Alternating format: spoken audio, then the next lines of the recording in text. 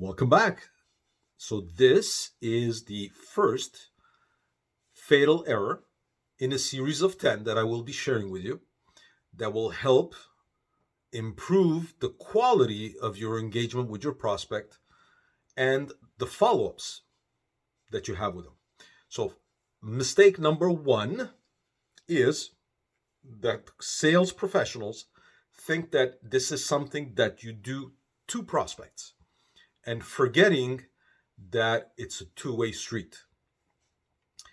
And when you approach the qualification, the qualifying element in a call as a one-way street, automatically your prospect feels disengaged. They don't feel listened to. They make a decision without your guidance because whether you like it or not, in today's day and age with internet, all the information available online, prospects are probably better educated on the technicalities and the features of what it is that is available out there. What is missing for them is that guiding hand. How do I choose which features are good for me? How do I choose which approach is best for me? And if they don't have that framing around which they can rely, trust, and like, then all they're left with is the traditional decision-making process. Which one seems to be giving me the features? And with the features, which one is the least expensive for me? That is not always the best solution for you as the consumer, as the buyer.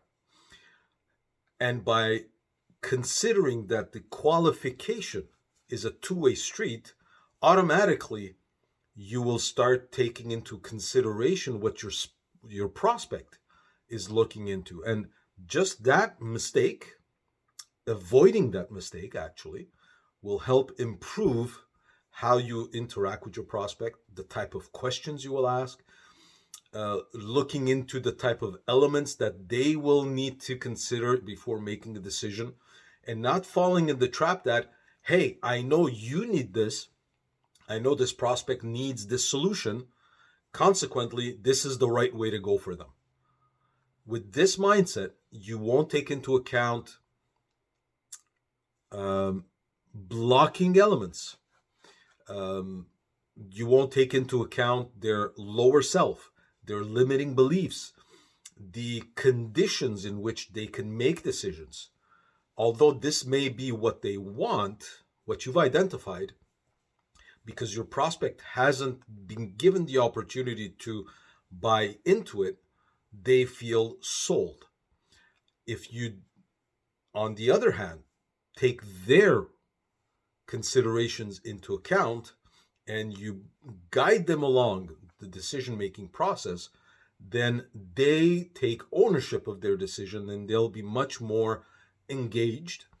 And the consequence being that you'll have a lot less chargebacks, cancellations, mind changes, and you will not be surprised by decisions, actions, lack of reactions that your prospect will have.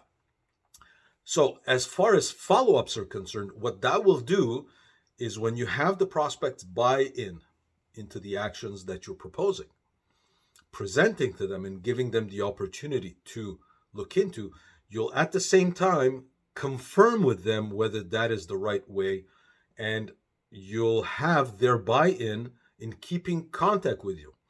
Just this one change will set you apart from 95% of professional salespeople. And even if they don't buy you at the moment, when they interact with others who are not listening to them, who are not considering their point of view, and are trying to sell them, they will automatically feel more comfortable and gravitate back to you and want to engage with you.